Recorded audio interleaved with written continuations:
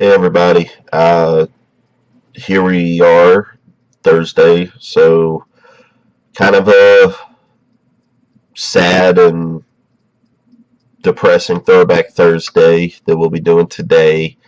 Um, for since we first started this, um, I had wondered, was trying to figure out the best time. Um, for those who know me, Star Wars is my favorite franchise. I grew up with it so much. Um, I watched the original trilogy probably more times than I can count. Even now, I still watch it and still, I buy it every time they release some other new version of it. And, um, obviously, a few days ago, Carrie Fisher passed. So I figured I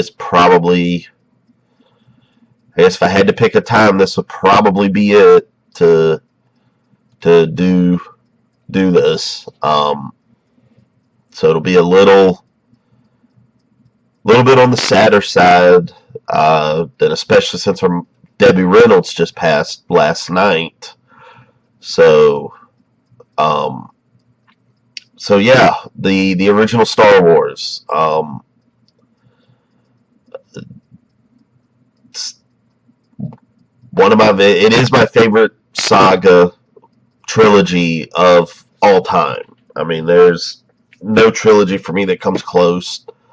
Um, Even with, it seems like every few years they do some few changes to it here and there, or they'll alter it in some way. There's still always going to be that original cut from the 70s that they did, and I mean, what's not to love about Star Wars? You know what I mean? It's Star Wars. I mean, it's a classic story, and good versus evil, and I mean, it's hard not to talk about Star Wars without bringing up obviously the characters. You got Luke, Han, and Leia, the main three, and Luke obviously being pretty much the main hero, with Han kind of bringing up a little secondary role, and then you got Leia. She's everybody's princess, the first princess. Um, who didn't love her in those movies? I mean, the sass that she had in the first one, and just slowly coming into herself, and with Empire and then Return of the Jedi, and but you gotta love the sass that she had in A New Hope. Basically being rescued by Han and Luke on the Death Star, and even after they get her, I mean, very first scene, she just rips into Luke, and then rips into Han and everybody when she gets out the prison cell. So it's just kind of, Carrie Fisher was Princess Leia. I mean, there's, I do wish she had a bigger role in The Force Awakens when that came out. Supposedly they've said her role in Episode 8 is much bigger, so thank God she finished filming that before she passed, so we won't have to worry about like what's happened in the past where they've done it where an actor's passed in the middle of filming. So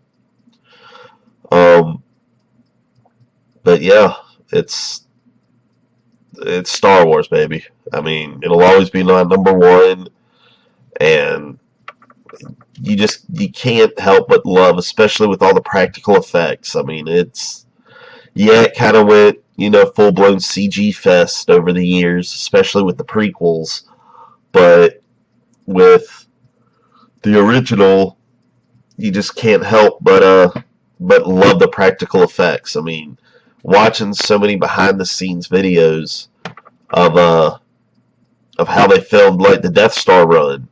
They had the whole thing laid out in a parking lot, and they do a drive-by and just throw, explosives onto it to make the explosions happen. It was Star Wars, man. You just can't help but love it. I mean, it's it's a franchise that'll last forever. It's even with the originals back in the 70s, it still is a sight to behold now. Here we are right at the tail end of 2016. And yeah, so, sorry. Um, so that's it. I mean, it's still hard to believe that Carrie Fisher's passed. Like I said, she was the princess for many generations. Many many people grew up with her. Star Wars influenced more people than it can ever really be imagined in terms of getting them into films and sciences and things like that. I mean, it's yeah. So, but that's that's it. I don't want to sit here and ramble on for more, because I could, especially with Star Wars. So, but that's it. Hopefully, hopefully next year will be a lot better for celebrities, and we won't lose so many more good ones like we did this year. So, but that's it. We'll see you next time.